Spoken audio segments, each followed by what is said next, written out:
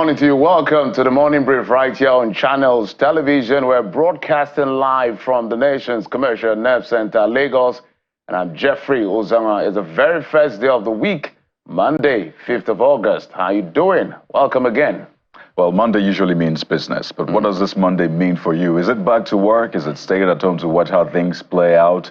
Let us know what Monday means for you. But right here, we're ready to help you start your day, by extension, your week on the right note. I'm Kayode Okikulu. There's also another group. Are you back on the streets for the protests as well? So business is, I mean, for some people, it's business. For some people, it's that business of protest. So business is basically what keeps you busy, what you find to do. So I think that captures everybody, the business part. Some people want you to isolate the issues clearly for them to see. But I'm sure you're wondering, where is Bukola? Well, Bukola is taking the necessary break. So she's on an annual leave.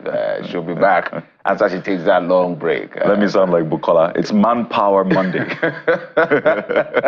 So we needed to clear that air. So in case you're wondering whether she's on the street protesting, no.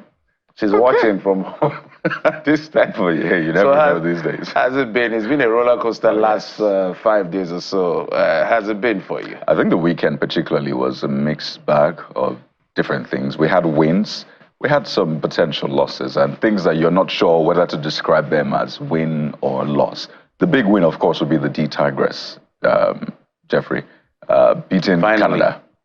I think we always had a very good team. What you find out is that in the WNBA, majority of the star players are Nigerians. In fact, in some other teams, some of them have nationalized. So it's a no-brainer that we have these girls doing great stuff for the country, because when they play for their clubs, they do amazingly well. And kudos to their coach as well. So it was good to see that Nigeria beat Canada 79-70.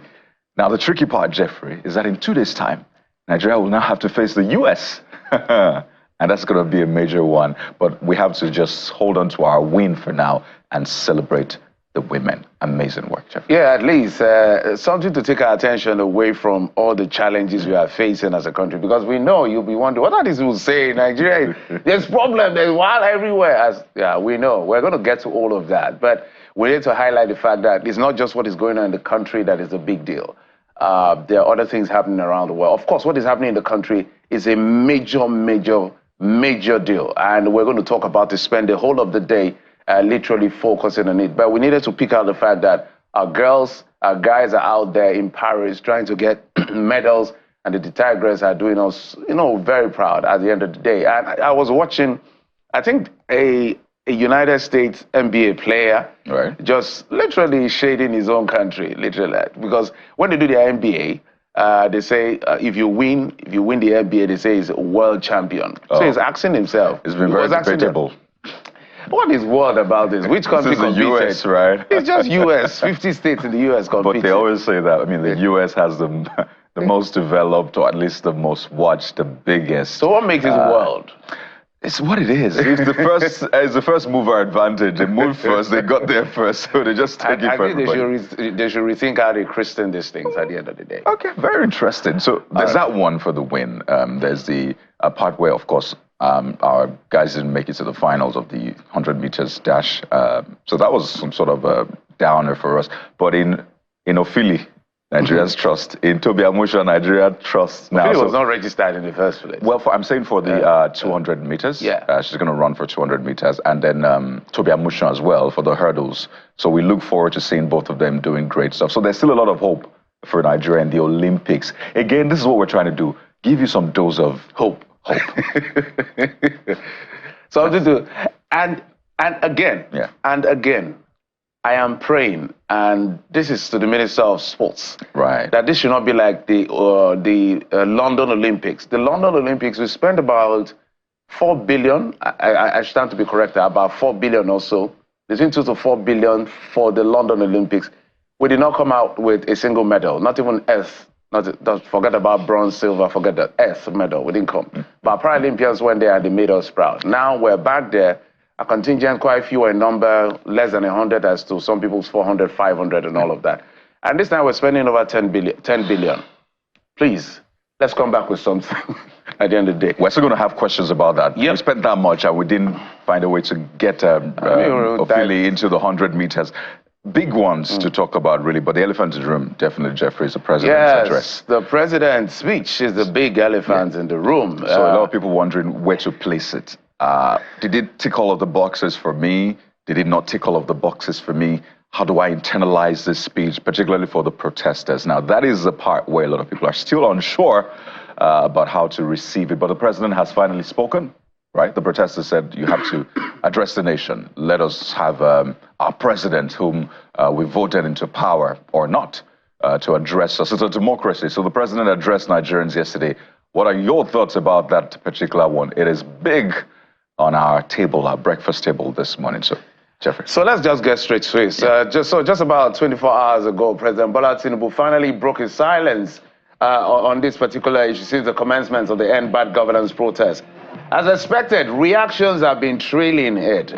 His characterization, disposition, and decisions over the protests against hardship and hunger.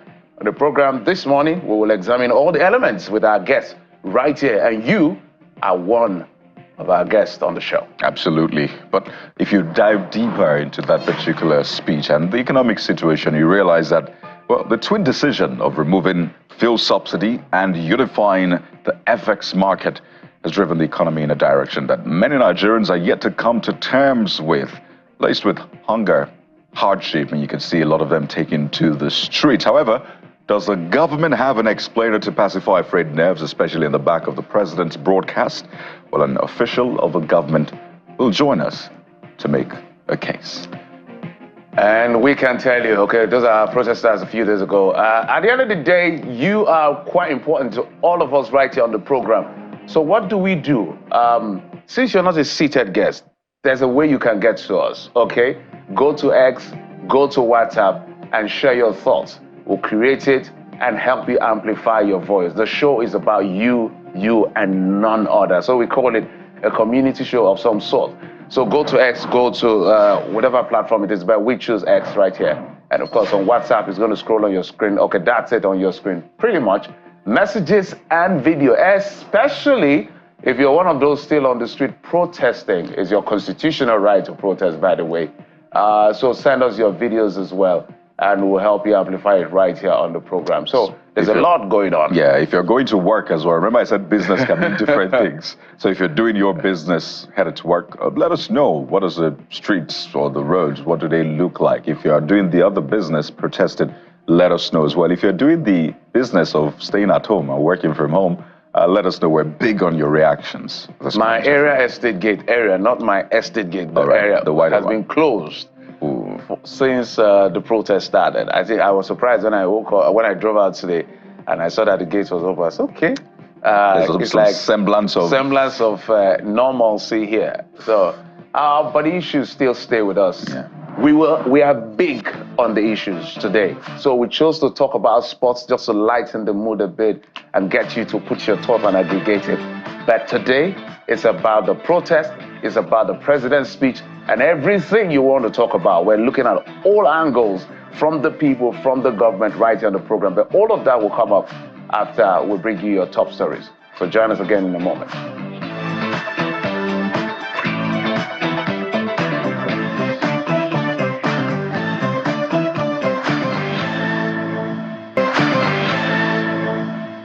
Top on the brief this morning is a statewide broadcast by President Bola Tinubu coming 4 days into the ongoing nationwide protest characterized by mixed outcomes. He decried the violence unleashed by hoodlums and commiserated with the families of those who lost their lives. The president then appealed to protesters to suspend the ongoing protests and instead dialogue with the federal government. Now, besides highlighting some of the efforts of the federal government across sectors to cushion the impact of the twin economic policy, the president defended why the fuel subsidy is no longer an option.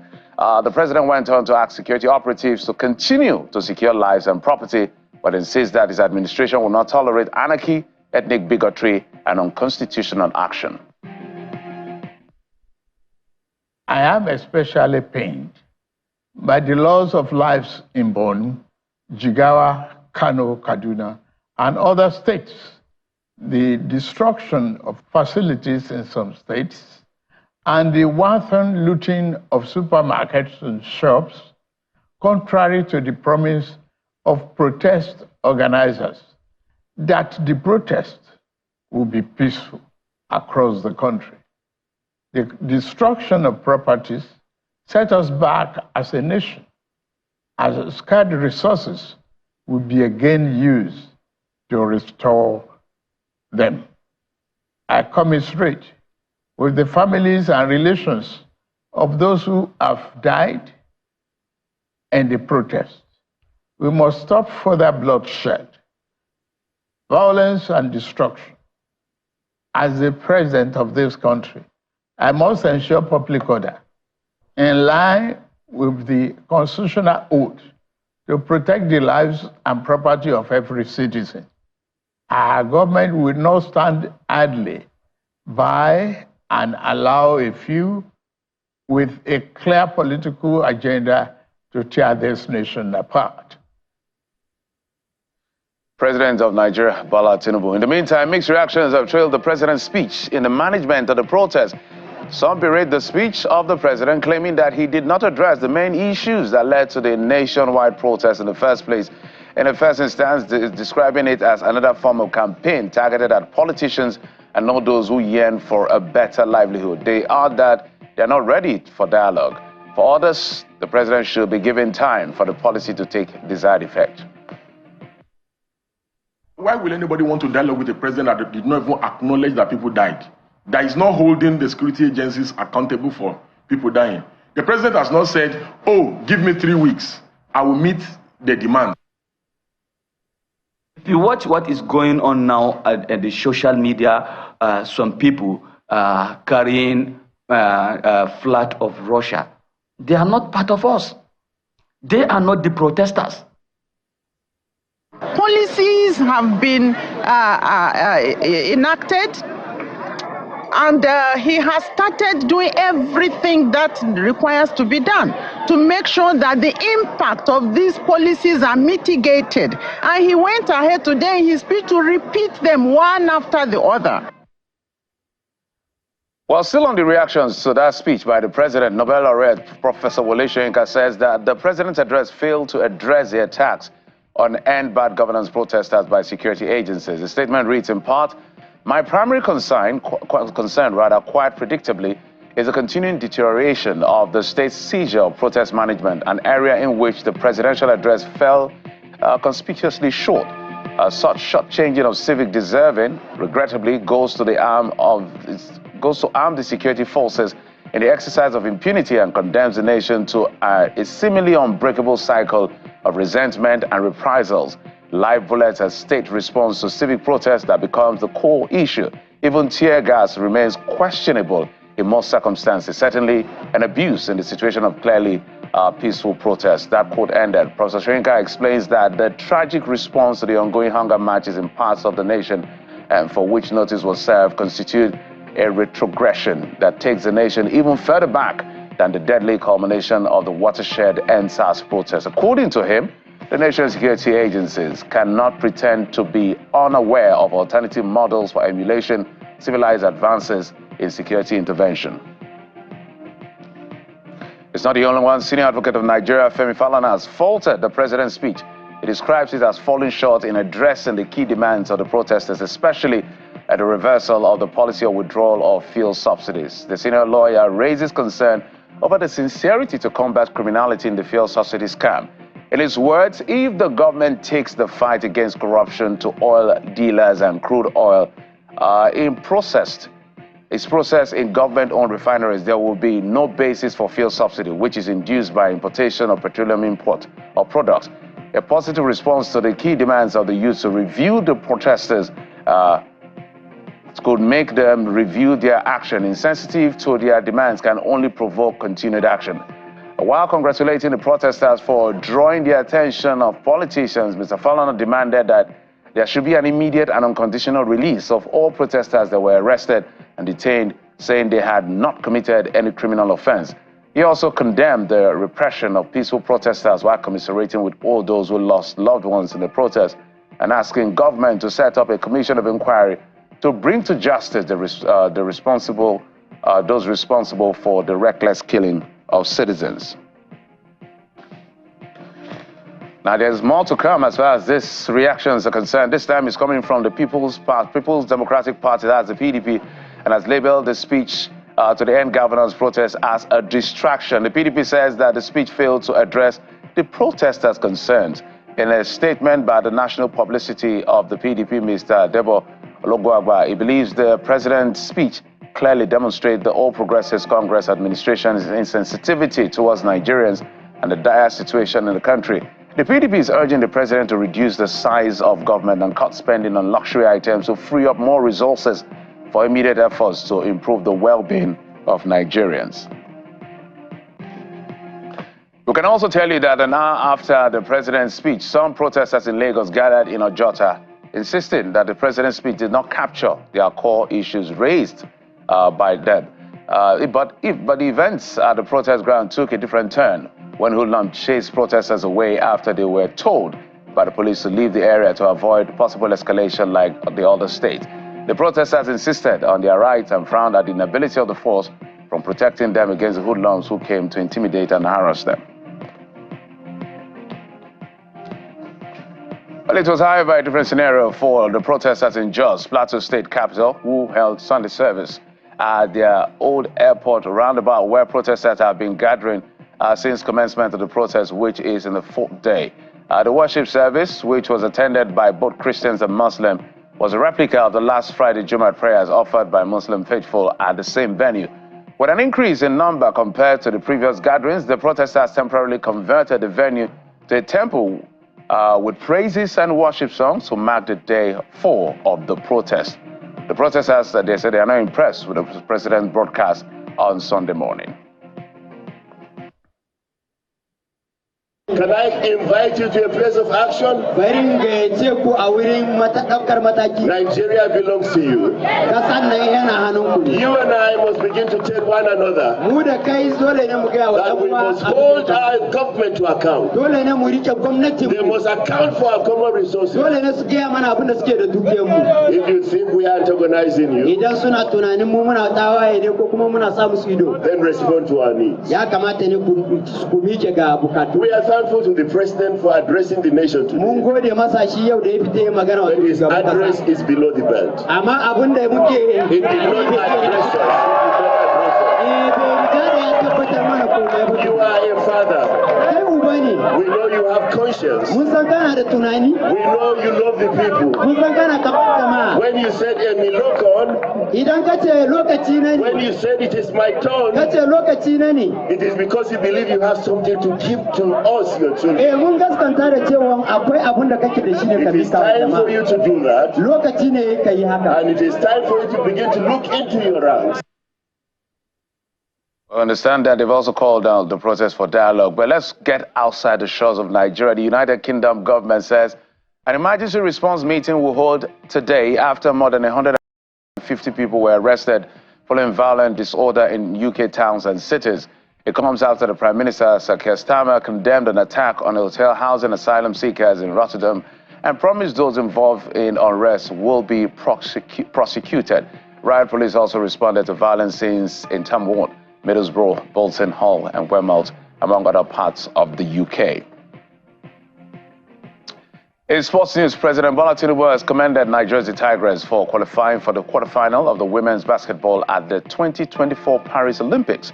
The Tigers will be the first African team in basketball to play in the quarterfinals at the Olympics after stunning Canada 79-70 in Sunday's final Group B clash. The president commends the team for their uncommon demonstration of resilience and teamwork as well as diligence. President Tinubu also commends the coach and managers of the team for their dutifulness and dedication while enjoining the Tigers not to rest on their oars until the final victory is won. Well, those are the stories we've been tracking for you in the last 24 hours and earlier part of today, and we'll shape part of our conversation on the program and literally the rest of the day. Kayode joins me now as we run through some of the things you've been saying on social media, especially our platform of choice, which is X. Kayode. There you go. Obviously, the president's speech has been a major talking point for a lot of people, and I suspect that it will be the case for the coming days. But what are you saying, particularly when the president spoke to the subsidy part, which is like top on the list of demands for the protesters? Whatever charter of demand you're looking at, you will always see the issue of subsidy removal. Some of them calling for a return of subsidy, saying that is why we're here, basically, because food prices are expensive, inflation is climbing by the day as a result of that. So when the president, Jeffrey, said that petrol subsidy removal is painful but necessary, that meant one thing to a lot of people: this removal has come to stay. So the very first user that has this comment, Annie_Opana, says, painful but necessary care. Now I need to explain that. When you say, when you end a line by care, it just basically means, what do you mean by painful but necessary? So that's an expression here in Nigeria. Goes on to say, why weren't there measures put in place to curb the price flow of fuel before subsidy was removed?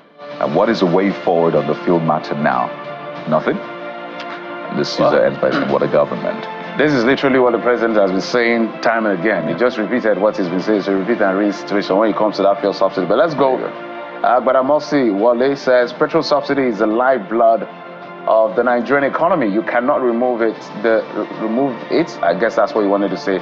Why you continue to import fuel? No this and no peace. That means, President, there can't be peace for you as long as we continue to buy this fuel at exorbitant price. And I think it's clear for everybody to see. So what are the buffers? And I think that's also another bone of contention. So if this was removed, it's like you're removing an organ. What are you putting back there to at least, if you remove a heart, for example, or if you do some work on a heart, you put something there to ensure that the human is still, pumping blood. George Waifo is next with this one. My question is, a list of questions from this user. 1, how can I cope with paying high petrol prices that have skyrocketed? 1. 2, how can I pay for the high cost of foodstuff? 3, how can I pay the high tariff for electricity? 4, how can I watch while those in government loot and share our commonwealth? Okay, Mike Onyebade says, why should the removal of petrol subsidy be painful when it's supposed to bring benefit to the masses? Well, Uzo Henry is next, saying, Nigerian governors, so this is targeted at all of the governors. It's not all inclusive. I imagine if the FCT minister is part of it. Governors. He's part of it. It's part of it. But it doesn't bear the title governor, but it's part of it, our friend. There you go. So this user says Nigerian governors have been pushing for fuel subsidy removal since the administration of the Buhari administration, that they need more money. So President Tinubu has given them. Okay, yes, has given them 570 billion to 36 state governors to provide food and others for their residents. How far? So I'm glad we did a breakdown of this yesterday, because when you convert it to the dollar, which we always use as a baseline, you realize that they're actually not getting more than they used to get before. But that's a conversation for the coming minutes. So the argument sometimes, which some people make as far as this is concerned, is they don't believe in the frugality or the prudence of the governors to manage resources properly. So why give it to the people that can't manage resources? Why don't you use that money you're giving to governors to give all of us by subsidizing fuel? But that's the argument. We're going to continue that conversation with our guests. But can the governors at least come out to say, if people are accusing you of being not prudent, or being reckless, you come out and say, no, as a governor of this state, this is what I have done with it, and you can go to the bank. I am being transparent and accountable. Is it hard to do? They will answer for themselves. There are 36 of them and the FCT minister. I'm not one.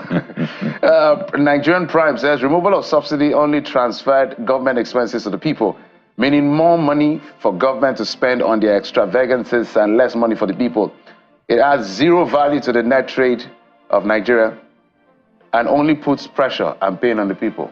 There you go. So what Nigerians did naturally was to pieces, as they say, the president's speech, put it into different parts. How does it compartmentalize it? Exactly. How does it address the different yearnings of Nigerians? So another part of the protest or the agitation which the president spoke to is that the protesters should suspend the End Bad Governance protests and embrace dialogue. Don't forget that the protesters had said they will be on the streets for 10 days.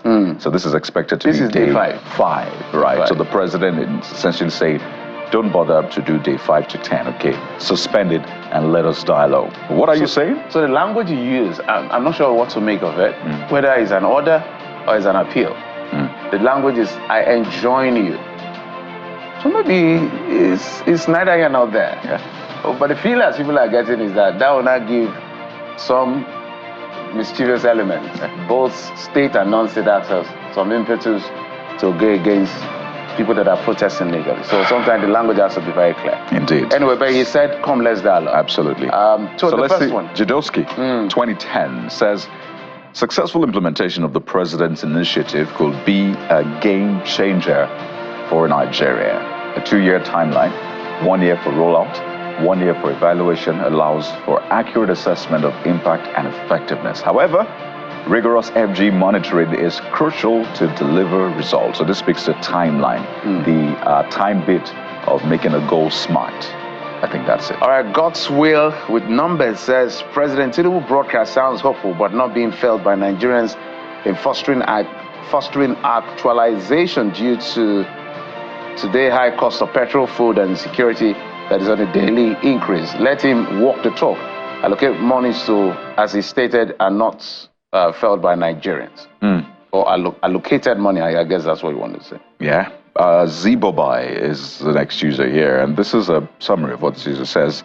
The president did not address the plight of the masses and the cardinal reasons for the ongoing protests. So, again, we've heard this time and again, we've seen this time and again. So this user ends by saying, and they think the protesters will back down because it's opting for dialogue. So the question is, it's a 10-day protest, or it's meant to be a 10-day protest. In the first instance. In the first instance. So at what point is dialogue an option? And I think it's important to have that on the table. So do you want those demands to be met before you return or stay off the streets? Or you want to take a moment, dialogue, and still continue the pressure? We'll see how that goes. Okay, so let's see. Some people have said the president didn't address the brutal crackdown. Okay, that's Professor Shoyinka. I must put that on.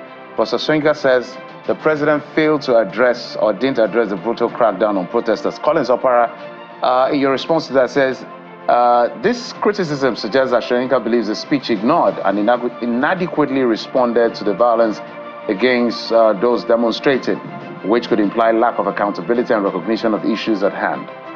Jeffrey, can we step back for a moment and just look at the optics? So this is someone, Professor Wole Soyinka, that said, well, I will not criticize this government after 1 year. And a lot of well, yes. And a lot of people said, no, why would you say that? But hey, he has a right to say that. So now he has spoken about the president's speech. And then for him, what he didn't like about the speech was the president not addressing the crackdown on protesters, even though the police had put out a statement explaining the incidents across the state and what was responsible for that. So I wonder if this would appease those who had said, why is Professor Wole Soyinka not speaking to this government? I wonder if that would be enough for them. And you have the next one. Usupedo Charles says the speech didn't address the agitators' demands, right? The high fuel price, high rate of dollar that is causing hardship, and high inflation is not addressed. There is nothing like free market economy. It is hoarding of dollars. All right, this one has to do with some people reacting to the fact that I didn't address the demands of the young people, and so the protest has to continue. So many, which of the handle is yours, by the way? Is it Humanist Adeyemi? Yeah. I guess that's it. So this is what you're saying. Since President Tinubu fails to address our demands, which includes reduction in fuel price, reduction in electricity tariff, reduction in school fees, re-evaluation of the Naira, protest continues.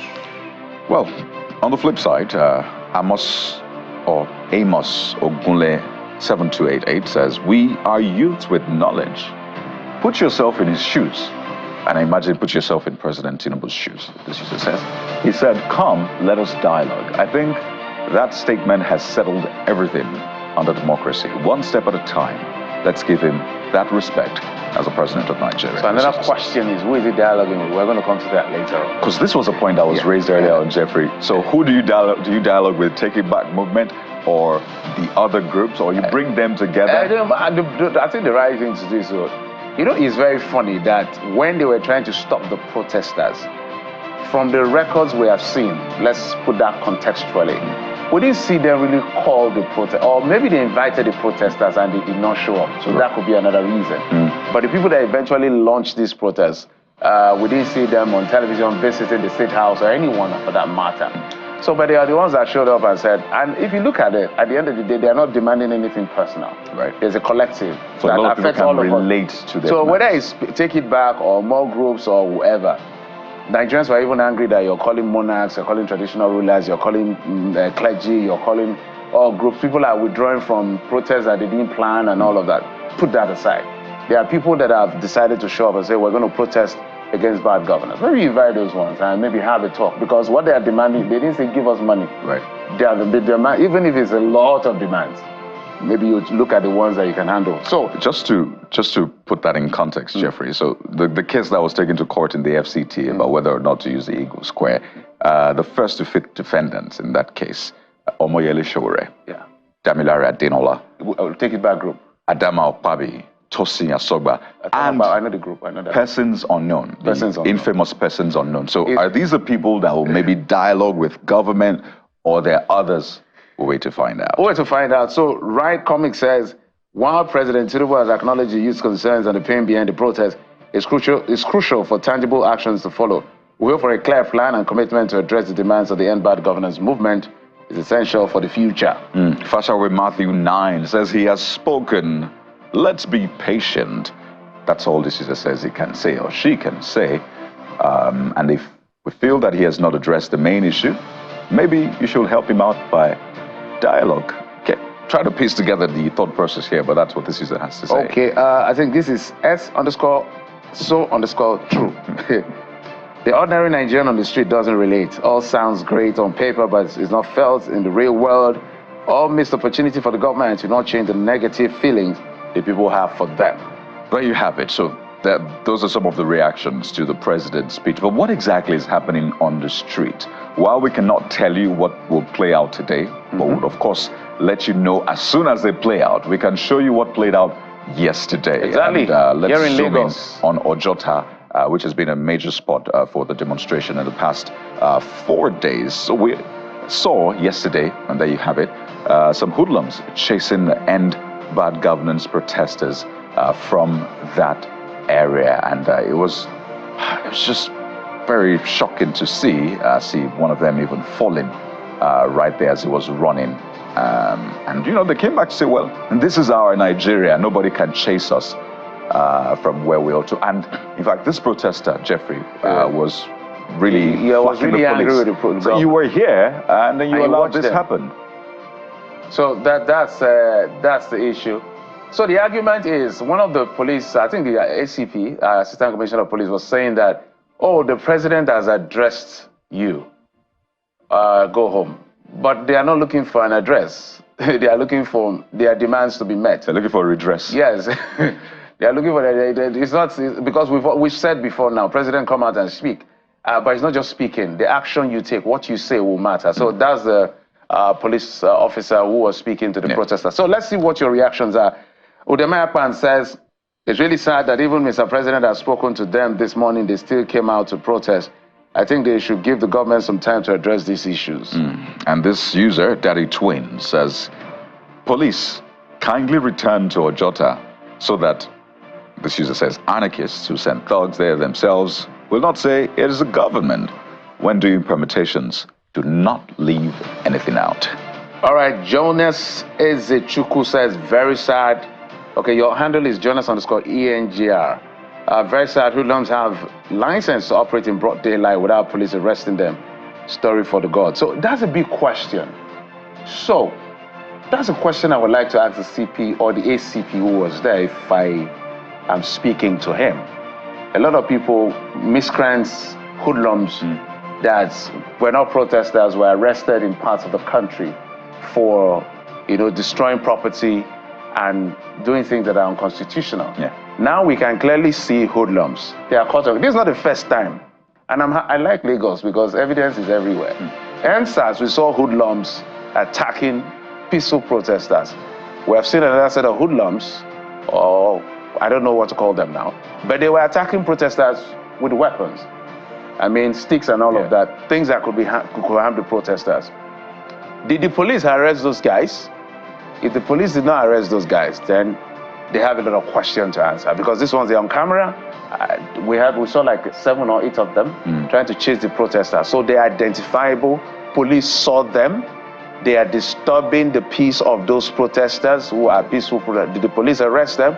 That is the question the CP of police, CP of Lagos has to answer. All right. So it's important to put that out there. In fact, Professor Wole Soyinka spoke to that yesterday as well. Adejude 1884 has this next one saying, the hoodlums cannot match the number of people. So yes, well, we do not want to see a total outbreak. No, we don't want to see that. Of conflict, war, and the rest. Let's just keep it this way and expect that the police will do what they ought to do.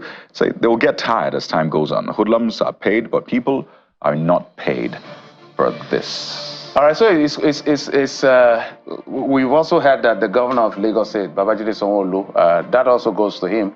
He has commended the protesters for their peaceful disposition and all of that. I think one of the statement reads, in demonstration of the Lagos State government to continuous engagement with youth, Governor Babajide Sanwo-Olu has directed that despite the stoppage of the protest and dialogue engagement, he said a lot of things that we will not be able to go through. But bottom line is that he's opening a channel for communication. Right. He's commended the protesters for the peaceful disposition. But as media, we're saying those guys who went to attack peaceful protesters, the governor and the CP should get them arrested. Get this, Jeffrey. Yeah. I think a day before that or 2 days before that, one of those on the streets was actually slapped. Yeah. By someone, a hoodlum, obviously, and I'm not sure that person was arrested. I would have been shocked if that same person is part of the it people happened. Our cameraman, our reporter, Kelly Giga, one of them hit his microphone and slammed it live on TV while we're interviewing him. So when we talk up to government, so these are the things that give you bad or good optics. If you go after protesters for whatever reason, and clear hoodlums who work for whoever are not arrested, then it doesn't make sense to anyone. So if you want to really get this in equated and allow democracy to thrive, those hoodlums must be arrested as well. Let the force go round. Okay, basically. let's balance the force. If you are protecting protesters, if you say you want to protect them, really protect them.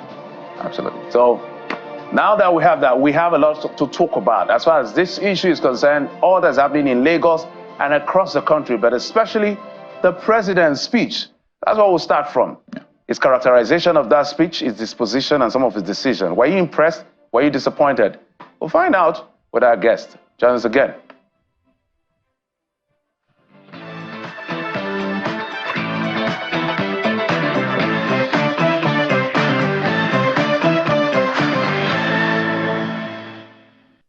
Under the circumstances, I hereby enjoin protesters and the organizers to suspend any further protest and create room for dialogue, which I have always acceded to at the slightest opportunity.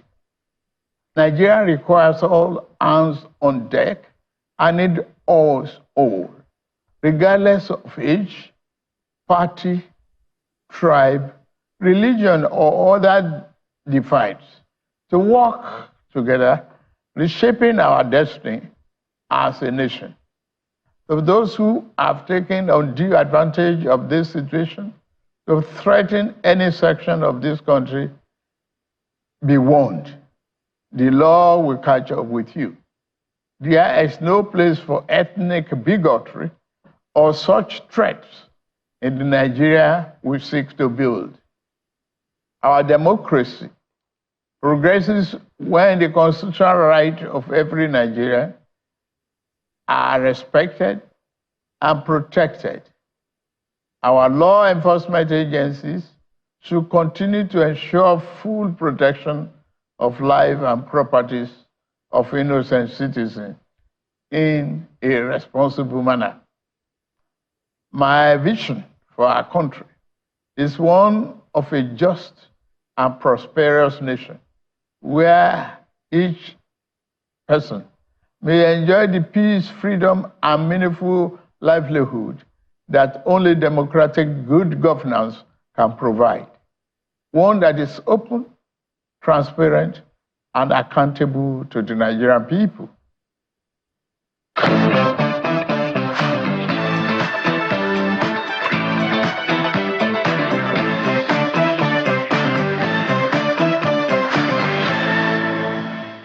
So it's the morning after President Bola Tinubu's nationwide broadcast. In fact, exactly 24 hours plus, the president was addressing the nation. But Nigerians have had time to digest that address, to look at the contents, break it down, and see if it really matches up to their realities. And more importantly, the demands that have been put out over the past 4 days of the End Bad Governance protest. So let's sound this off some Nigerians who represent civil society and, of course, the legal community, Nigerians like you and I. We're joined on the program by the head coordinating secretariat, United Action Front of Civil Society, Mr. Olawale Okuneyi, joined us via Zoom this morning, as well as a legal practitioner and national coordinator, advocates for people, right, and justice, Mr. Victor Giwa. He's joined us from our Abuja studio. Gentlemen, good morning and welcome to the Morning Brief.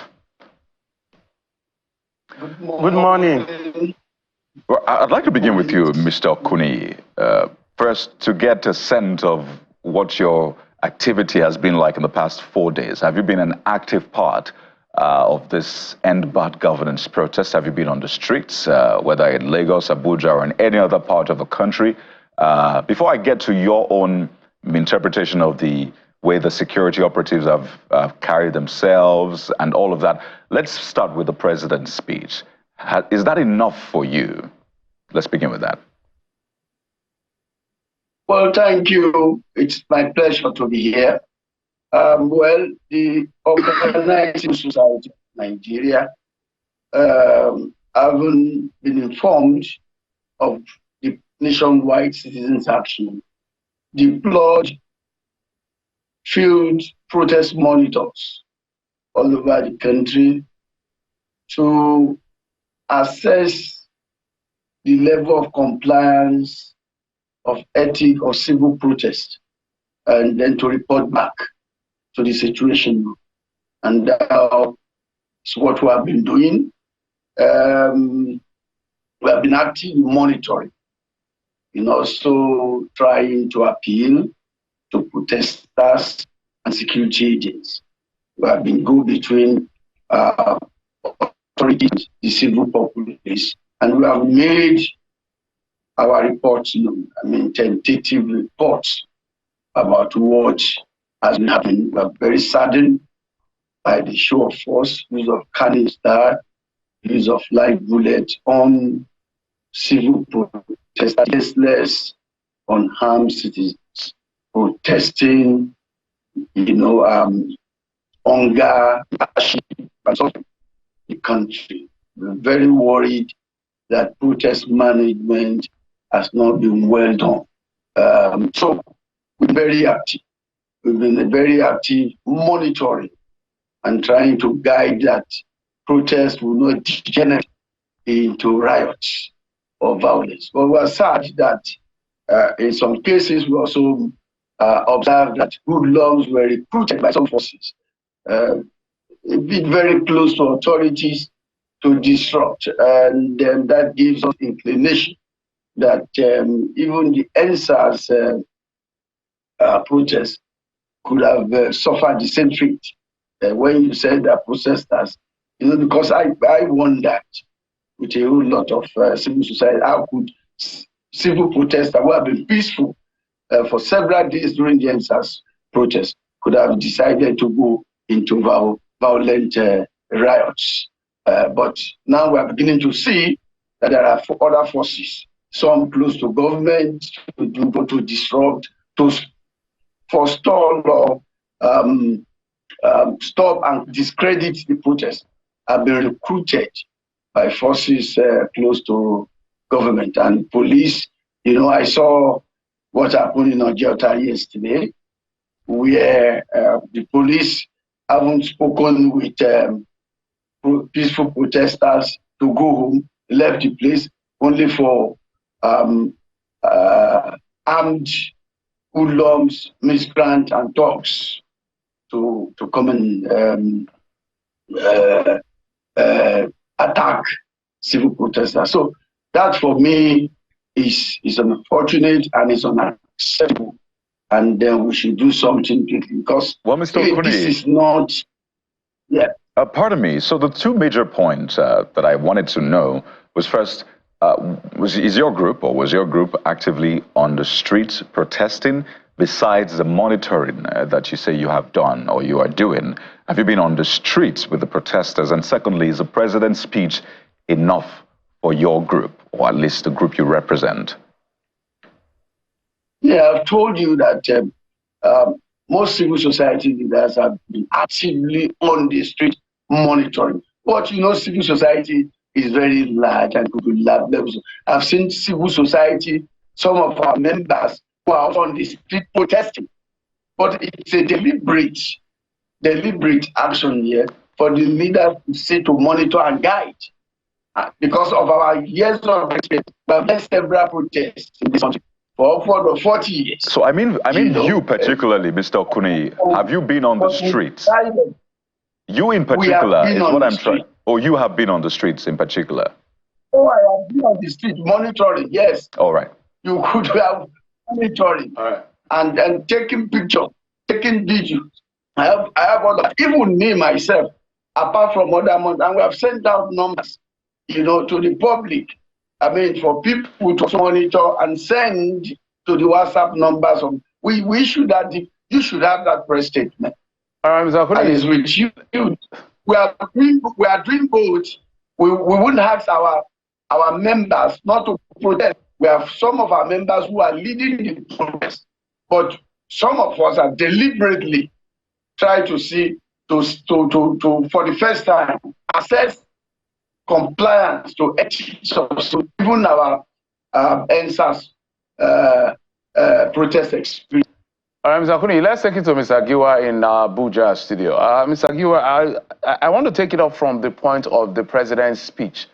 What you make of it. When you listened or read or watched the president, whichever case it may be, what do you think was priority? Do you think he really heard the protesters? As some will say, he fell short. Some will say he did a fairly good job. So what's your own, takeaway from that speech? Yeah, thank you very much for that question, and good morning once again.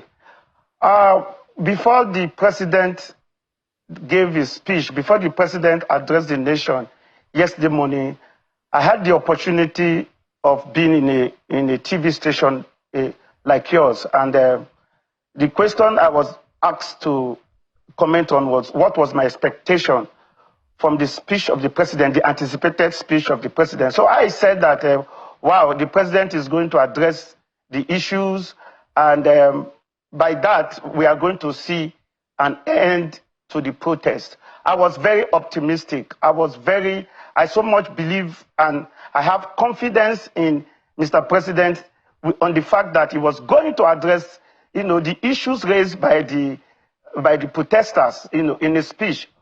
And my confidence is based on two factors. One, I know the president as a pro-democracy activist. I have studied the president. I followed him when he was the chieftain of one of the chieftains of Nadeco. So as an activist, I know that he will be able to connect to the people. He will be able to, be sensitive to the people. He will be able to address the issues of the people. Then as a governor, as a former governor of Lagos State, I also understand that the president will understand the workings of the government, the administration of the government, the bureaucracies of government, how government works. So with these two backgrounds, a president who was an activist, a president who was a former governor for 2 years, who took Lagos to a certain level, who set precedent, I felt that for the president now to be speaking with these experiences, I believe that he was going to address the issues and the protest would have ended. But when I heard the president, when I listened to the president, I was deflated. I was dissipated. I was dissatisfied. Now, I didn't see the proactivism of the president. I didn't see that part of governorship from the president.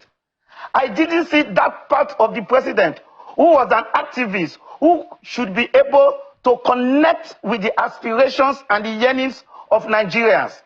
I didn't see the president addressing issues as a former governor who can rally around these current governors and bring them to the direction of addressing the issues raised by the protesters. So, and like you in your programs, you have expressed, you have shown the comment made by some friends of the president, people like Professor Olosoyinka and all of that. So when I heard the president, I felt disappointed. And I want to say here that the president, as a father, from his speech he delivered yesterday, I want to say that the writer of that speech did a very bad job. The advisors of the president didn't do a good job. The managers of the president did not manage him very well. That is not a kind of speech that is expected from the president at this time. Now, I need to say this. Nigerians don't want to hear the budget speech of the president. Nigerians, the protesters, we don't want to know what the problems were before the president came. The president told us in his speech how, because he has blocked leakages, he has stopped corruption, revenue of the government has increased to about 9.1 trillion since he came into power. The president told us the activities, the developmental effort he has made. The president told us the amount of money he has distributed to governors. The president told us that of the long-term project he has embarked upon. Those are very good. Those are welcoming. But that is not what the protesters are saying. If you look at the Constitution, sovereignty belongs to the people, from which the government exercises its power. The government, the president, the governors are holding the power in trust for the people. The people during election considered, delegated their powers to our governors. Governors in quotes. People who are governing us. During the process of election, we delegated, we submitted our powers to them, that they should govern us based on our collective mandate. And what it means is that it is the people that should tell the governors what exactly they want, what their aspiration is, what their challenges is, the direction they think the government should go. And so as a president, when the people come and make a presentation to you, the best you can do is to address it. And from what the president did not address those issues raised by the protesters. The president did not address the protesters. The president did not deal with the items raised by the protesters. And I am really very dissatisfied. I am so disappointed. I am so grieved with the speech made by the president. And I must tell you, when you flip back and you see what happened in Kenya, when the Kenyans had their protest for over 2 weeks, when President Ruto Williams came on air, the first thing he did, after the first speech he made and he said he was going to take control and bring order to Kenya, when he made this last speech, he said that he is going to hold his cabinet for their arrogance and the show of opulence. He's going to demand from his cabinet and his ministers that for their arrogance and show of opulence. He heard what the protesters were saying. He withdrew the bill. He withdrew the bill that tends to increase the tax.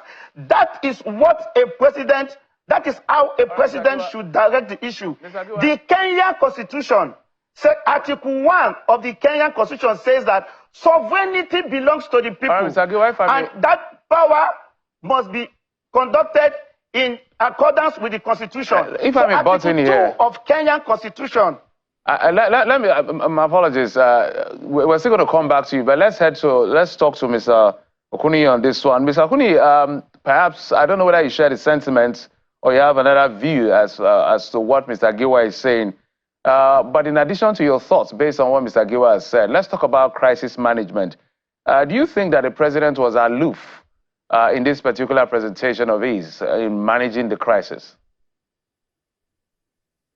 Well, my view and the considered opinion of some of our leaders is that he was quite agent and mercurial on responding to the critical demands, which we have consistently articulated, even flowing from our meeting with the IGP on Tuesday. We continually itemize those demands because, I mean, we are very close to the protester anyway we want to have it. And so it was quite evasive. And we issued a statement even before he said that any presidential stance or intervention that would not critically address the crucial kernel of the demands of the citizens would not make any impact. It will not get protesters out of it because we can feel the boss. We are always there with them on the street, monitoring, guiding, making sure that things do not degenerate into crisis. So it was. I didn't expect that from him. He was a veteran with us in those days in the 90s, campaign for democracy and NADEP. He was there with us. With insults, and he was there also in 2012. So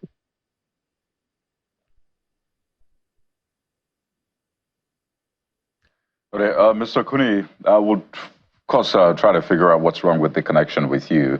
Looks like from your end you might need to fix that. But let's go back to Mr. Giwa. Quite some points we'd like to also raise with you, Mr. Kuni, when we have you back. But Mr. Giwa, well, the big question then is what happens to the agitations, the protests in the coming days? This is expected to be day 5. Mr. Kuni's United Action Front of Civil Society say that they're ready for dialogue, right? But what are the options on the table now, particularly from the speech which you have described as underwhelming for you? So what are the options available to the groups that are protesting, and by extension, Nigerians, Mr. Giwa? Yeah, thank you very much. I need to say that as part of the president's speech, he also said that he's ready for dialogue, as he has always done in the slightest opportunity. And I felt that the president should now take it from that point. The president told us in his speech that he's ready for dialogue.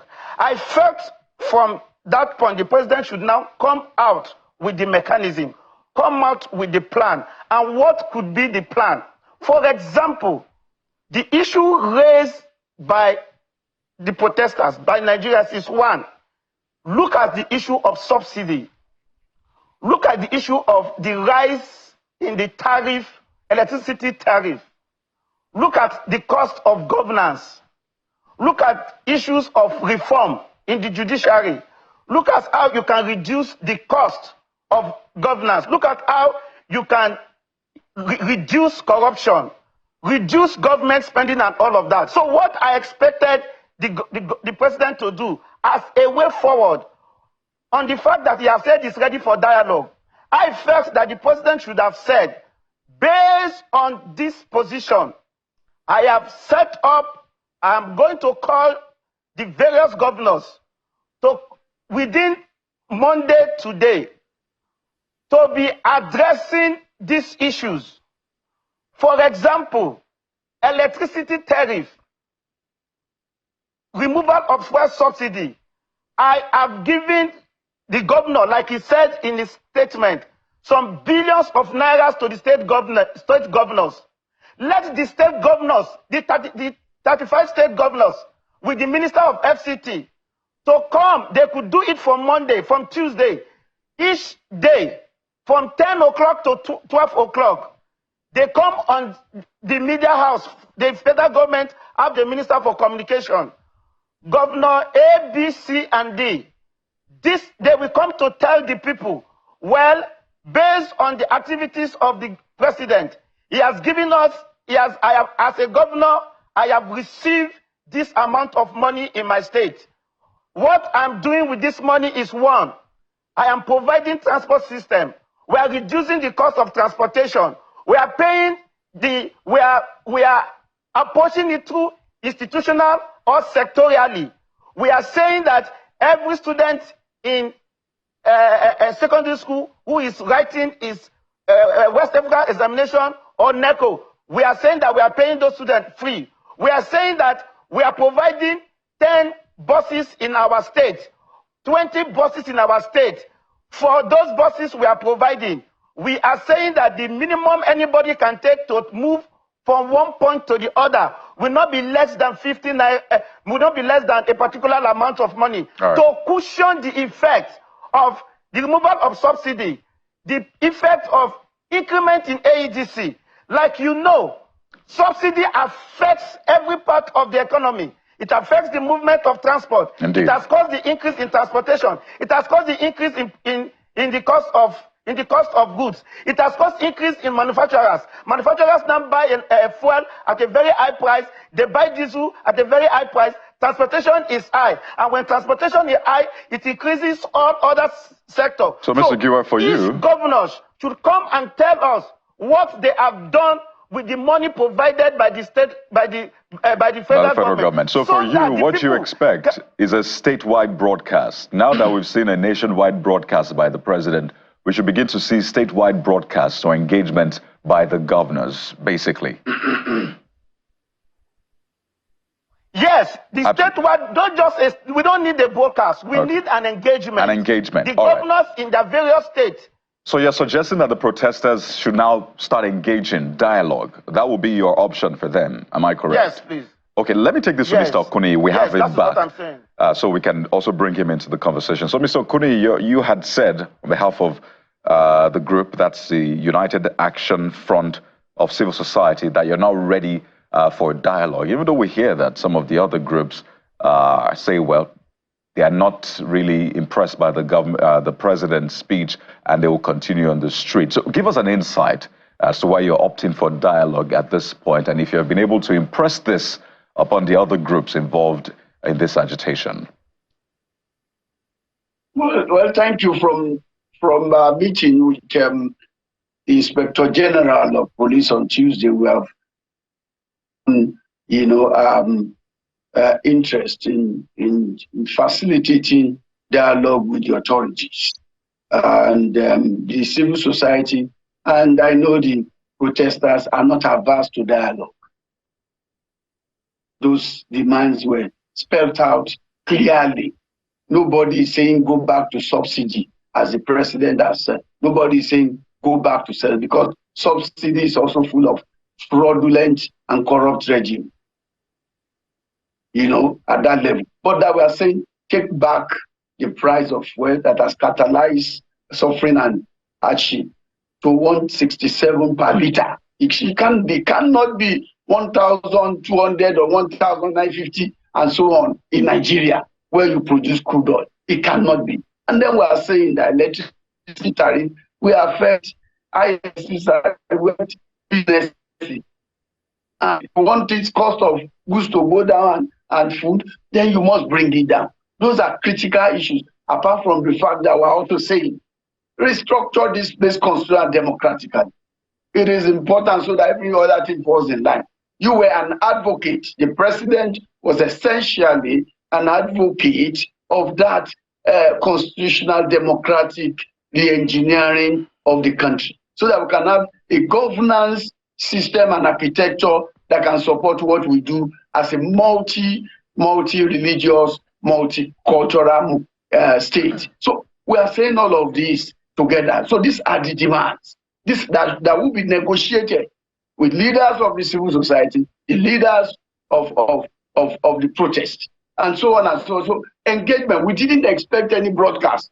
We didn't ask him to address that. We said, first and foremost, before any address, engage protesters. That is the procedure. Engage them on these demands and then negotiate some. Yeah. I wanted to find out from you what you make of some of the management of this whole the entire process at the end of the day with the president and his team. Because from what you're saying, it looks like the president has responded either directly or indirectly. He spoke about subsidy. It looks for him from that speech, he's clearly saying, look, there's no going back on this subsidy, which is why almost immediately after I started reeling out some of the gains that have come from removing. There was even no subsidy remover in the first instance. Our research, our digging deep into that has shown that there was no subsidy remover. No, but they said they removed subsidy. Hold on. Government wanted money to run government because the whole place was empty when Buhari was leaving. And so they have to find a device to earn more money from the masses. Mr. Akuni, the counter argument would be that prior to removing subsidy, we know how much came into effect. But they alluded to the fact that the more monies we shared, about 1.3 or so trillion the last time we shared money across the tiers of government, loads of money coming in because of the removal of subsidy. Although people are saying subsidy is still there, the government may not agree that there is subsidy. I mean the payment of subsidy, but they have said they've removed subsidy. So is our word against theirs? So what I'm saying now is that it looks like the government. No, Mr. Akuni, just a minute, sir. It looks like the president has clearly said, I have made the right decision. Just wait it out. But if you want me to go back, I'm not going back. Is that what you heard? And what will you do? Nobody is saying go back to subsidy. We are not saying go back. We want the fuel price brought down to 167. How? We produce oil. Make it possible. And we have refinery here. They must work. They must work. It is irresponsible for government to have 44 and they are not working. And then if alternatively, in the interim, if you can't do that, the CNG thing that you have brought on, make sure that the conversion of vehicles are done free. Let citizens be able to drive their vehicle into centers of conversion and get it done free. That will know your sincerity. Don't go and privatize it and say private, government, whatever. And that's corruption again. We are advanced to anything that will lead to. Nigeria is fundamentally built on corruption, which is constitution. And we know that if the foundation of a country is faulty, what can the righteous do? And that's why we are alluding to the fact that you must deal with the constitutional foundation of Nigeria, which has made everything corrupt. Government today is the only thriving business. Everybody run to government to go and earn money and do nothing. And so even all kinds of 419 scammers are here in government because they can bribe their way through election. All right, Mr. Akuni, let me take it back to me. My apologies. Let me take it back to Mr. Giwa in Abuja today. Mr. Giwa, as we begin to wind up, one of the things I know that the senior advocate, Adegborua, senior advocate of Nigeria, said they should not protest beyond 1 day, maximum 3 days, and now it's 5 days. We understand that they may likely converge to their different points. But anytime people converge, so two questions in one. How do we go forward in making government hear us as a people? Because each time people want to call for protest, there's always the alarm of non-state actors. People want to change government unconstitutionally and all whatnot that the government screams at everyone that the protest could be hijacked. That's on one hand. So speak to us about the atmosphere of peacefully engaging government to listen to the people and getting the result. And now that the president appears not to, in some people's assessment, not to have listened, but to reel out some of the things he has done, what's the way forward for the people? Thank you. I will start by saying that, firstly, the people have a right to protest.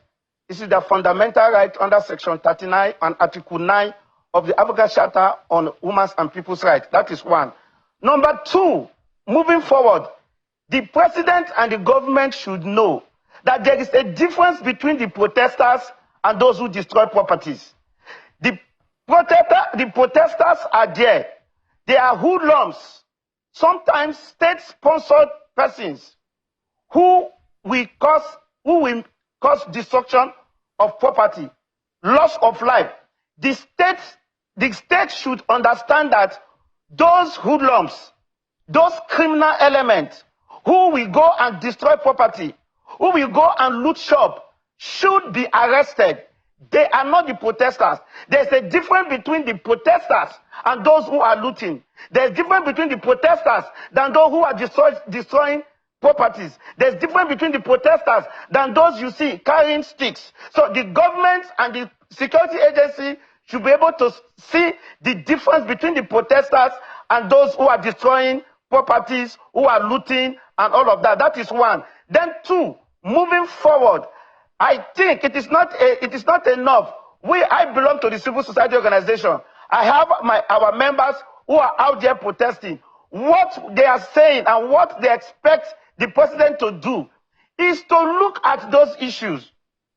Make sure that those persons who have looted, who have destroyed properties, like we saw in Kano, they go after them. Why the protesters are protected? The police should be seen to protect the protesters. It is their constitutional duty to protect Nigerians who are doing their constitutional role, who are playing their own duties as enshrined in the Constitution. And the president should start engaging the issues. He doesn't actually need to come out and start talking to. What we need the president to do is, for example, can you imagine if the president comes with a policy statement to say, for all my ministers, starting from this month, all my ministers in my cabinet will be wearing a made in Nigeria, will be patronizing made in Nigerian products. All the ministers will wear made in Nigerian suits, made in Nigerian t-shirts, made in Nigerian shoes, whether it's made in Aba, made in Lagos, made in Sokoto or Kaduna. That alone, you will be boosting our local industry. I was in Ikoyi, Awolowo Road some weeks ago in Lagos, and I saw a young boy who produces t-shirts. Now, if the president makes such statement that all his ministers should patronize made in Nigerian goods, all government official cars should be made in Nigerian products. It will boost the economy. Some have even pushed it further to say, what about the vehicles assembled in Nigeria as well? How about they also use this one? But we have to anchor at this point. But quickly, should we expect to see the groups that you're affiliated with, or at least the civil society organizations that you're affiliated with, should we expect to see them on the streets today? Quickly? Yes? No? Well, they will be on the street. We have been having conversation with a lot of them. Some of them will be on the street. All right. So not for the fact protests that they continue want to be on your side, but to show the president that he cannot give such instruction as a dictator. All he needs to do is to appeal to the protesters that I have heard you, like he said, and start addressing some of those issues. Mr. Okuni, same question to you. Do we expect to see the groups that are affiliated to you? Do we expect to see them on the streets protesting today? Mr. Okuni, that's for you. All right. This network. Hello? Yes, please go ahead. Quickly. Yes or no? Do we expect to see them on the streets protesting today? Yes, members of the civil society are here. They will be on the street today, and then further protest peacefully. We just want to appeal to security agents to be very civil and come with protesters and manage these protests. Thank you very much. Well, so that it will promote into riots. Absolutely. And the president said as much in his speech that they should abide by the the different charters that Nigeria is a signatory to. But we'd like to thank you so much, Mr. Olawale Okuni, Head Coordinating Secretariat, United Action Front of Civil Society, as well as Mr. Victor Giwa, Legal Practitioner, National Coordinator, Advocates for People, Right and Justice. Thank you so much, gentlemen, for your time on the show. But just before we move on to our next conversation, which will be with a government official, a member of this government. Let us tell you what the Lagos State government has been saying about this protest. And this is a statement released by the Commissioner for Information and Strategy on behalf of the Lagos State government, Mr. Gbenga Omotosho. And here you have it. It says, in demonstration of the Lagos State government's commitment to continuous engagement with the youth, Governor Babajide Sanwo-Olu has directed that despite the stoppage of the protest, the dialogue and engagements which the state government initiated prior to the action must continue. Goes on to say, Mr. Governor has directed the Ministry of Youth and Social Development, Ministry of Information and Strategy, and the Office of Civic Engagement to immediately open wider channels of engagement with various stakeholders, including the protest leaders, and then went on to reel out these numbers. Basically, these are numbers that Executive Council members in charge of the ministries can be reached basically by the citizens. And there you have it, Jeffrey, Office of Civic Engagement. Yeah, that's the phone number, 0802 322. Well, that'll be 522. 522-4347. Ministry of Information and Strategy. We have 081196 55788. And Ministry of Youth and Social Development, 070-7717-8295. So, commendable for what the Lagos State government is doing. So, if you're a protester, you're an agitator, whatever it is you stand for, as far as this is concerned, the government of Lagos State says these are the numbers, 3 that you can reach them through to have your say. And maybe onward, they'll forward it to the federal government. The ones that concerns the federal government and the ones that concerns the state, I guess, they will handle it right here in Lagos. So there you have it.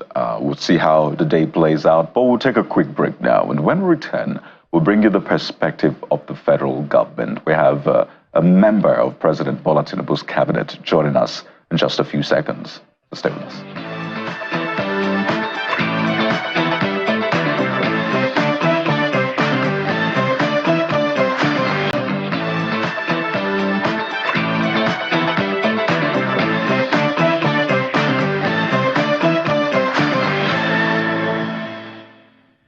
Welcome back.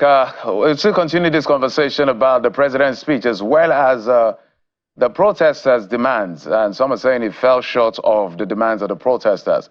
But in that speech, the president also reeled out about 29 policies of his that they are managing to ensure that the government or the economy is, in their words, reset. So we're being joined on the program by the Minister of State for Steel, who joins us from our Abuja studio, Mr. Uba Maigari Amadu. Honorable Minister, thank you so much for coming on the program. It's my pleasure having you. So when you listen to the president, I would like your take on the president's speech, where he reeled out some of those policies. But as a first take in this particular conversation, survival is a dangerous precipice. Hunger is an existential threat. The protesters said what the president said is not what they are looking for. As far as they are concerned, is aloof. Is that what you saw? No. Unfortunately, that wasn't what I saw. What I saw was a president, a compassionate president, a listening president, a responsive and a responsible president who, for the first time, I stand to be corrected, in the history of this nation, faced Nigerians and has continuously faced Nigerians to do his job, whether online or back in his office. People who want to argue that they did not hear what they expected. Naturally, if you're expecting something else, you wouldn't hear that from the president, because the president, first of all, has a duty as the father of the nation to look at those issues dispassionately and respond to them. If someone, for instance, was expecting to hear something like, oh, we've restored the subsidy. Left to me, that is not a responsible way of dealing with issues. I would expect the president to say what he did say. Governance, especially of a very complex economy like Nigeria, is not something that will just throw you up and you say things in a flight of fancy. You sit back. We don't have time. I agree. We sit back, review those issues, and put forward to Nigerians well-grounded solutions in direct response to the issues of these young men and women who brave the odds to go to the streets to tell the president what they feel as Nigerians. And mark you, they did the right thing for as long as they remained on the side of the law. But government has continuously warned, alongside the security agencies, that there were likelihoods that miscreants and anarchists, people who have different intentions, will take over the good intentions of those well-meaning young men and women who came onto the streets to tell the president what they feel as Nigerians. So in your view, by your assessment from where you're seated, do you believe and agree, and by conviction, that the president actually addressed what the people are looking for? Is that what you're saying? The issue is this, the answer is twofold. He addressed the issues generally. And in connection to my immediate response, the last one I made, is that any responsible president will not rush into airing those well thought out issues just like that. He needs to sit with the National Economic Advisor on issues that bother on the economy, the Minister of Finance, the coordinator or coordinating Ministry of the Finance, coordinating Minister of the Economy, to articulate serious responses to those issues that were raised. I expected, like I said before, that the president will not rush into giving answers. This is not a frivolous person. This is someone that has invested 40 years of his life in promoting these ideals of democracy, of the rule of law. You would think now that his president will just toss it out and fritter this opportunity that he has worked for nearly 40 years, to have the opportunity to govern Nigerians, the same Nigerians he cares so much for. Nigerians will need another opportunity probably to look at him at close quarters. Not like because I'm on this side. First and foremost, the president is also Nigerian, and so are we, members of the cabinet. I do not think for any second that the president will just rush out because he wants Nigerians to say he's very popular or this, or he's the best person to have been president. No. Like I said earlier, any serious, responsible president will react to those issues after a well-thought-out meeting with the coordinators. Those issues that bother the economy will definitely have to be sorted out from those in charge of the economy. That is my response. Honorable Minister, you know, listening to what you're saying, if you look at all the charters of demand, you know, there are different demands. Some had 15, some had 10, some had 5, and all of that. There's a common line. And some are short-term, some are medium-term, some are the immediate. And no matter the charter you look at, none is new. These are things we have been dealing with for as many years, like cutting the cost of governance. That issue, the transparency in the oil sector, and all of those issues. So when you say the president needs to sit down, if he's been in this struggle for many years, so these are not new issues. So don't you think there were issues that the president could have addressed or at least made a promise? So let me give you an instance. People are saying cut down the cost of governance. So the Constitution says he must appoint one minister from one state. So that makes it 36 and FCC 37. Things like cutting down the number of ministers, for instance, it doesn't take magic. It doesn't take anything too magical to decide that. Don't you think so? Yeah, I agree. I agree with you. I agree with you 100%. But also, if you are a Nigerian, like I'm sure you are, I am, and you're following this government, you would have, especially that you are a journalist, a very wonderful one at that. you would have followed developments in the council. About 2-3 months ago, our sister Hadiza Bala, who is in charge of coordinating the affairs of the policy coordination, stated and gave a press statement in respect of the president's decision on Orosanya panel. And you know how long it has taken. The report of the Orosanya panel has taken on the shelves. For this government that is 14 months in power to have responded to that.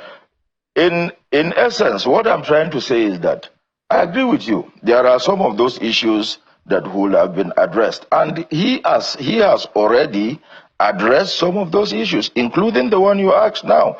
It's out there in the public domain what the government feels or thinks or has decided to do with some agencies, merging some, in fact, throwing away some others completely. I think he has responded to that. Let me go a little bit further. About shortages, food shortages. Have you bothered to ask the several other tiers of government how and what they have received? The federal government has continuously sent out rice and grains generally to the states for onward distribution to the states, and this is across board. No APC, no ABGA, no Labour Party. You need to go a little bit further. This federation is comprised of 3 tiers of government at this level. We have the federal government, you have the states and the local governments. You should probe the other arms of government. I'm not talking about the legislature or the judiciary. You probe the subnationals. Go to the local governments under those states. We have addressed those issues.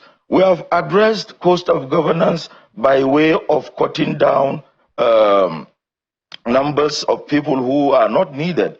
And those several other agencies, people have been given the options of taking out early exits. And then by way of merging of agencies, there are so many agencies that have been merged, some have been proscribed outrightly. And mark you, there are some of those agencies that cannot just be unilaterally thrown out. They have to come by way of legislation.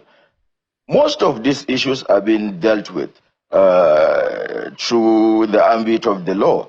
And I will plead, I want to use this opportunity to plead with Nigerians to be a little bit patient with the president. All right. I am not making excuses. We are Nigerians like the president is. We live in Nigeria. We have relations in Nigeria. All those issues concern us too. We have relations who fall into several categories of those issues raised by young people in Nigeria. Right. And I want to use this forum to tell you that in the not too distant future, I am definitely sure that this president that we have will respond the way they want. But the word of caution here is, I do not think it is right for the president to just rush into answering those issues directly in 2 days after the protest. Well, he has appealed to Nigerians to be patient. Right. And this is something that irks Nigerians. They appeal for patience, for calm, just persevere a little bit for the citizens. But then the citizens look at those in government and they say, we don't see this perseverance. We don't see this, this patience on their part. All we see is profligacy. The way they carry about, the way they spend money, their retinue of vehicles and aids, it doesn't reflect this patience that they are calling for. And I see the deflecting happening. So the legislators will say, no, it is the ministers. Have you seen their budget? Have you seen each minister with the Land Cruisers that they have? We as members of the National Assembly, we only have one vehicle. Have you seen the convoy of a minister? That has been said a lot during this period. Then we hear the federal government say, no, go to state governments. We've given them money. By the way, the Nasarawa state governor, the last time we spoke to him, said that the states had not received the rice, particularly his state. And this announcement was made, I think, weeks ago, and he had not gotten his. So that's a big hole. But let's come to the point of addressing the cost of governance. Some have said, do we really need the Oronsoye report, particularly because we've been doing white paper upon white paper and we've not seen the cutting down as we ought to, drastic measures being taken. So let's take you, for example, Minister. How many vehicles do you have, for example? Yeah. What is in your convoy? What is your budget like? Does it reflect that Nigeria is not as buoyant as it is, such that Nigerians will look at you and say, this man is not exhibiting profligacy, so we can rest assured that they are also feeling the pinch?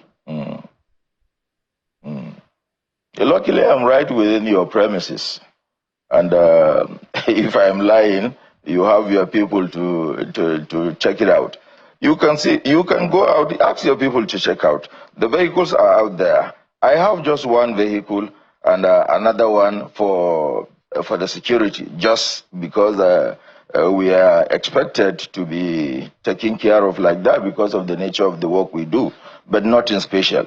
I ride one vehicle. It is out there within your premises. So I can speak for myself. I don't know about, I don't want to generalize, but most of my colleagues are doing the same thing, towing the same line. This is not the time to indulge in a unnecessary profligacy, like you said.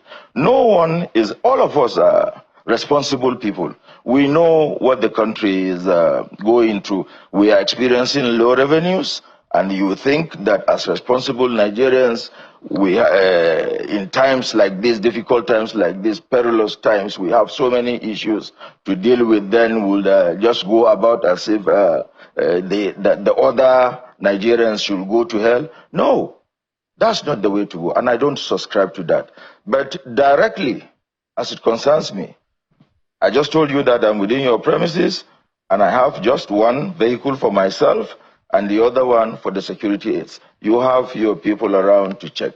For the Orosanya report, I think Nigeria, when we say that you should be patient with the president, we are not saying that you should just hang on there forever. No, that is not what we mean. We are saying that in the face of the issues at hand, you should be patient. I don't want to put the cart before the horse. The president will respond to these issues very, very soon. I'm sure about that. I'm not the president's spokesman. I know you know Bayo Nanuga and Ajurin Gilale. They are people who are saddled with the responsibility of speaking for the president. But because I'm a member of the council, I will tell you that most ministers operate just the way I do, and you have your people. You are responsible and investigative journalists. You've won several awards. I'm sure you can verify. For Rosanya report, right, while you are being hard on our government, you also check back and see whether we acted swiftly on the Orosanya report, or we also slept on the job like previous governments did. All right. Honorable Minister, we have seen time and again the convoys of ministers. While you may have brought one or two vehicles, that's not to say that those are all the vehicles in your pool. That's another thing entirely. And regarding your salary, for example, the allowances, are they reflective of what the average Nigerian is facing out there? In fact, one of the demands of the protesters is that people like you should be placed on minimum wage. They don't see any reason why government officials should be earning the kind of money they earn, while Nigerians, who, by the way, are the taxpayers, are the ones bearing the brunt, are the ones earning 70,000 naira minimum wage. So I wonder if you would agree, if it's service to the nation, wouldn't it be okay if you earn 70,000 naira as your wage, maybe something more for the allowance, but basically see it as service to the nation, a nation that is really challenged. Don't forget, the president talked about a noose around the economic jugular of Nigeria. Yeah. So we're in the dire straits right now. Yeah. So is it too much for the protesters to ask, Minister? It is not too much. It is not too much. And if you ask me, operating within the law, say if the law provides for that, why not? It's a wonderful opportunity to serve the nation. And like I always say, speaking for myself, I can do this for free. And I'm sure it's the same with virtually all of my colleagues. No one there requires or has the need to rely on the salary of, by the way, how much is it? I don't want to talk too much on that. These are things that are in the public domain. You can access the salaries of ministers with the Revenue Mobilization Allocation and Fiscal Commission. Well, Minister, in the spirit of transparency and democracy, you can also lay your hands on those documents. In the spirit of transparency to Nigerians, since we're laying the cards on the table, you can also tell them, since you represent them. I wouldn't be fair. This is a matter of privilege. I wouldn't be fair on my colleagues. Probably some someone doesn't want his salary to be disclosed. No, but not you, Minister. You have told us the vehicles you have. Surely you can go a step further. Oh, yes. Tell us the salary. I mean, these are Nigerians, your people. So I'm sure that there's nothing. You are Nigerian too, my brother. There is nothing to hide here. I am Minister of the Federal Republic of Nigeria, and I told you that this is an honor to serve my country, and I can do this for free. And I also told you that most, if not all of my colleagues can serve this country without having to receive the salary. But in any case, this is a public document that is in the public domain. The Revenue Mobilization Agency is an agency of government which you have access to. There is nothing wrong in asking you to do your job. Take it a little bit further and find out. Minister, no, I think that's really clever by how. We have you here. No, I cannot. I'm not running about anything. As someone who is serving Nigerians. You are minister. By the way, the word minister, ministry, means serving. So you are serving Nigerians. You are a servant to Nigerians, the 200 million Nigerians who have put that trust in you. So asking us to now go through that process when you are here, I don't know if it's unfair to Nigerians, really, Minister. I just told you that this is a matter of privilege. What happens to the rights of other ministers that have not been brought here? Just look at it the other way. I don't have any issue with telling you what the salaries of ministers are. By the way, it is nothing to write home about. Not like we are not, like I said, we are grateful for the opportunity. Being chosen out of 250 Nigerians, we are like 50 now, given the opportunity to serve the country. I told you that is just enough. Without the salary, we can do this job. There is nothing special about the salaries of ministers. All right, Honorable Minister, we will not belabor the issue, but if you had told us, that would have been fine. But since you have decided not to, it's okay by us. The other point I was making was not just reducing the size of ministries. It's also to reduce the number of ministers. This is record high number of ministers. We've seen about 48 or so. But one of the things that Nigerians are troubled over, which we asked the government, I've asked this government a couple of times, and it's been difficult for anyone to provide the answer. Some people have said everybody who campaigned, literally the presidential candidates, the top presidential candidate said they'll remove subsidy. And they will take some very hard decisions. But this government keeps telling everyone that, look, be patient. So Nigerians are asking, can you give us a timeline as to when we should begin to see some of these results? Because you're not the first. President Bola Tinubu doesn't even enjoy as much goodwill as at the time he won the election, doesn't enjoy as much goodwill as former President Muhammadu Buhari.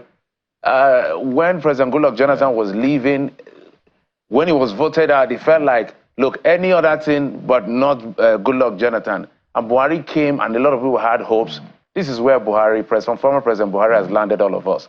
Literally, President Bola Tinubu is almost starting from ground zero. So we're not new to all of this. We're repairing, we're resetting, we're rejigging. We've had it for a long time. Is there a timeline to when Nigerians can begin to see some glimmer of hope beyond stay positive, be hopeful, it's going to get better?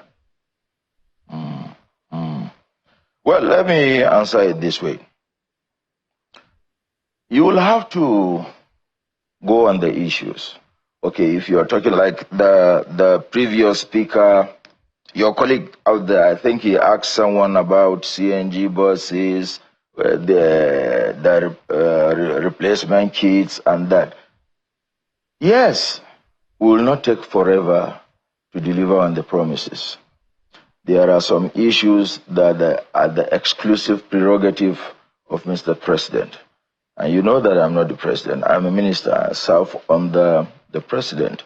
And we are assigned responsibilities. It will be easier if you ask direct questions that I have responsibility over, or get another of my colleagues to ask him questions bordering on responsibilities assigned. But the president takes responsibility for everything. I can only tell you what I know. And as a member of council, of course, we sit there to discuss issues generally.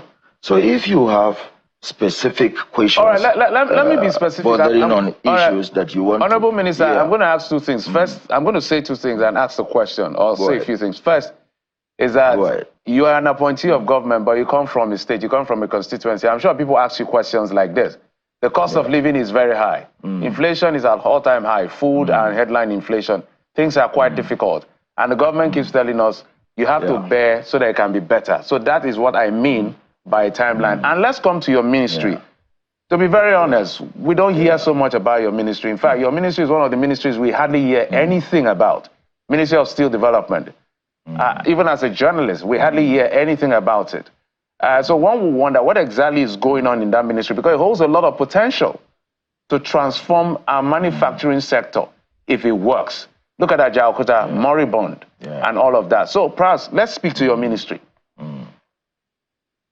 Before we speak on the ministry, I come from Taraba State, if you probably do not know. And for the past 8 days, I was in Taraba. I went on Sunday and returned yesterday. And throughout those 7 days that I was in Taraba, I engaged, I participated, because I was not alone. I had members of the State House of Assembly, and we engaged the people in, on all the issues that are trending now. Food shortages, what government is doing, the government's allocation of grains, rice, fertilizers to states. We followed up on those things to make sure whether they are there or not. And it will interest you to know that I also, alongside the state governor, His Excellency Governor Abu-Kefas, went to meet after we finished ours, because I went on behalf of the federal government to engage the youth, and we had a wonderful engagement. Not a pin dropped in Taraba. The following day, which was a Wednesday, I accompanied alongside some of my colleagues, federal government employees, the former governor, and some stakeholders, major stakeholders in Taraba. We accompanied the governor to engage another set of peaceful, I wouldn't call them protesters. It was a peaceful assembly in the government house. We addressed them, and he told them how much he is doing to ease their suffering, about the food shortages, the amount of grains, rice. He has taken delivery of setting up committees to deliver them to the people. And the people, interestingly, the people were involved in setting up or suggesting modalities they feel will serve them best. And we concluded on that. I felt satisfied that I did my part, the state government is doing its part. That is one example of a cordial relationship between the federal government and a subnational. That is that. For Taraba, I'm sure you know that Taraba is one of the states that did not participate in this madness called protest. We agree that citizens have the right to protest. Just like the federal government and the states have the rights to protect the lives and properties of those who do not support the protest. So it was a balanced relationship. Coming back to my ministry, we are two ministers in the Ministry of Steel, and we have distinct responsibilities. But I will speak to you generally about what we do in the Ministry of Steel. If you say you have not had much from the ministry, it's probably because you have not bothered to find out. We are doing the much we can. I'll give you specifics. Not many Nigerians know that there is a school, an institute located in Onitsha called the Metallurgical Training Institute. This school is a specialist kind of school that was set up way back in 1979 by the government of President Shehu Shagari, may Allah grant him eternal repose. The school was set up principally in collaboration with the government of the Federal Republic of Germany, then principally to produce middle cadre staff for the steel sector. Where I'm sitting today, you can find out. We have a project in this year's budget where graciously the National Assembly appropriated sums to train 100,000 Nigerians on specific areas: metal fabrication, spot welding. And for your information, these students that are being trained in Onitsha have the capacity to work anywhere in the world. They have their curriculum well spelled out, and if you go there, you find students from Bauchi, from far-flung states like Jigawa, Taraba, all over the country. They are assembled there. They are taught. It's a school that's specifically targeted at producing technicians. And you know what this cadre of people earn, especially when they have Cisco certification and such other qualifications. They go abroad, they have the capacity to work anywhere and earn forex for the country. In this same country we are seated. We have students who are taught systems, instrumentation, and control in Onitsha. That is just one institute and a project under this government. All right, Minister, we have just about 2 minutes on the clock, but fantastic point. You said you've not had yes, about fantastic point you have raised about training, and I think it's important to put the messaging out there, and I think that's been another challenge, communicating these policies. But when you refer to the protest as madness, I know a lot of people will take exception to that, particularly the peaceful protesters. No, I didn't refer to the protesters as mad. No, you said this madness called protest. Breaking. No. Don't quote me out. Those were your words. I meant those who participated in violence, destroy. You wouldn't call those ones protesters. Those who went to steal break people's homes and shops and businesses and government's premises, stole stuff there. But what you said was, Minister, what you said that this madness called protest. Those were your words. Now that you are given an... I take that back, and I apologize if it was understood in that perspective. All right. I just want to quickly speak to this point as we wind down. The Ajaokuta Steel plans. You said that you are training people, putting technology in place, but what is going to be feeding... Not in Ajaokuta complex. I know. You said that you're training on one side, but what will be feeding all of that training? The National Assembly frowned at the 4 billion plus naira for the wage bill for Ajaokuta when we're not getting anything. I know the minister had also said that we need between $2 billion to or more to get it back. So should we just look away from Ajaokuta on a final note? We have 30 seconds. Should we look away or keep being patient, as you said earlier on? And for how long? No, you don't look away. It belongs to Nigeria and Nigerians. Nigerians should be hopeful. And one thing I want to close with is, Ajaokuta is not moribund like it's often put out there. This same government has engaged professionals, like AFDB, UNIDO, to look at it, and they have reported back to the president. In the not distant future, maybe a month or two, you should be able to see something.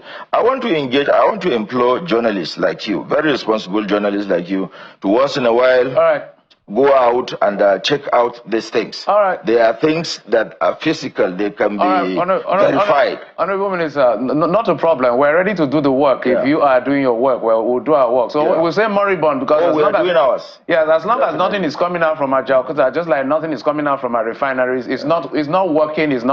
There are no two ways about it. It's working when something comes out. If nothing is coming out, it is not working. There's no fancy way to say it. Honorable Minister, thank you so much. Minister of State, just 10 seconds. Wait, Tote? 10 seconds. 10 seconds. Yes. We have a wonderful project called the Vessel to Greenhouse Initiative. From vessels abandoned in all Nigeria's territorial waters, from Lagos to Bayelsa. We are partnering with 4 indigenous steel companies. We want to recover these vessels and turn them, break them down and turn them into greenhouses. What do we intend to do with them? To locate them in clusters around city centers, so as to produce crops that can be grown on the greenhouses to contribute towards food security in the country, especially in areas where we have issues. In the southeast, we have issues of criminality, insurgency in the northeast, banditry in the northwest. That is a project we are very, very confident will make significant impact on the lives of Nigerians in respect of food security. All right, Minister, this is a promise you have to make to us. You will come back on the show in future to come and... That day, we're going to dedicate it to your ministry. Is that okay by you? So that you can explain so we can engage with you and tell you what we know as against what you're telling us. Okay. Uba Maigari Amadu. I would prefer that you go make your findings before the next time. Not a problem. Minister of State for Steel, Uba Maigari Amadu. Thank you, sir, for coming on the program. Thank you for having me. Thank you. All right, so I think we have some reactions. Fespath Nandem has this first one from Plateau. Says people are hungry. Many can't afford food and medication. We need immediate actions. Hunger and sickness need fast action. And those are some of the comments from Fespath. Peter from Warri, Peter Diba says, I don't think the government is serious about addressing the real issues. They say they have heard the citizens' plea, but on the other hand, they say we should come for dialogue. Law Alpha C says, let the protests cease now that it's turning violent gradually and criminal elements gradually gaining ground. And it references the president's address, which it says was plastic and did directly placate the demands of the protesters and Nigerians. Moses Adewale from Boko in Benue says, Nigeria is for all of us, so everyone should come together irrespective of tribe, political affiliation or religion and region to team up with our president for the betterment of our country. The president wants a better future for our nation. Let's support him. Take a look at Samuel Adeshokwe from Ojota's comment saying, some Nigerians don't know how government is being run. Talk is cheap. You've heard about huge amount of money in trillions of naira received by the governors from the FG monthly. Governors should justify and explain, this user says. And there you have it. Those are the comments we can take at least for now. But the conversation continues right here on Channels Television because Sunrise Daily is next. I'm Kayode Okikelu. And I'm Jeffrey Zama. Bye-bye.